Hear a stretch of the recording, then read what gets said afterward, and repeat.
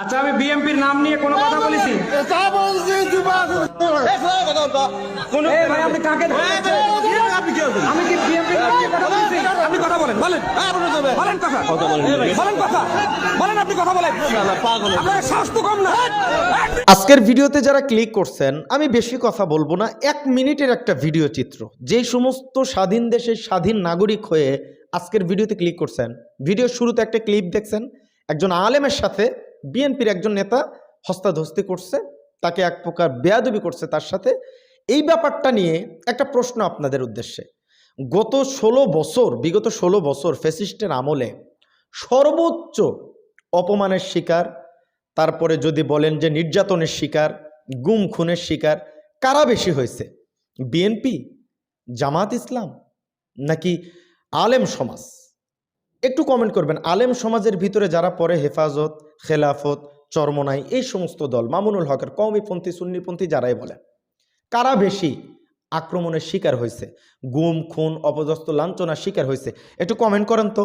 একজন নাগরিক হিসেবে আপনার মতামতটা একটু জানতে চাচ্ছে, কমেন্ট করেন তো। এই ভিডিওটা আমি যখন আমার কিছু ভাই বারাদার আছে যারা বিএনপি করে তাদেরকে দেখালাম, তারা বলতেছে দলের ভিতরে 2-1 এরকম তো খারাপ মানুষ থাকবে, সবাই তো ভালো হবে না। মেনে নিলাম।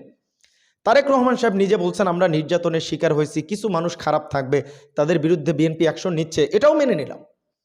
কিন্তু দলের প্রধান হয়ে এই জিনিসগুলো ফ্যাসিস্টের সাথে মিলে যাচ্ছে, তারাও যে পথে হাঁটতেছে সেই পথে যদি আপনারা হাঁটেন, আপনারা অন্য সাইড নেন, ওই পথে অবশ্য এই কাজগুলো করেন না, তাহলে ফ্যাসিস্টের সাথে তো আপনাদেরকেও মানুষ তুলনা করবে।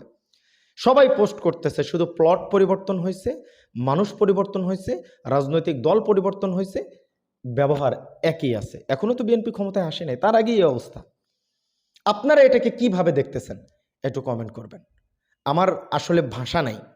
তারেক রহমান সাহেবের কথা শুনলাম, তিনি এদের বিরুদ্ধে ব্যবস্থা নিচ্ছেন, কিন্তু কই দ্রুত এই সমস্ত কার্যক্রম যদি আপনারা করেন, আপনাদের পপুলারিটি বাড়বে না, কমবে। এটা আমার মতামত। আপনারা কি মনে করছেন? এই কাজটা কি করা ঠিক হয়েছে? অবশ্যই কমেন্ট করে জানাবেন। কষ্ট লাগছে বিধায় এই কথাগুলো বললাম। ভালো থাকবেন সবাই, সুস্থ থাকবেন। আর আপনি কোন দলকে সাপোর্ট করেন এটা একটু কমেন্ট করে জানাবেন, বুঝছেন? আসসালামু আলাইকুম রহমতুল্লাহ বরকাত।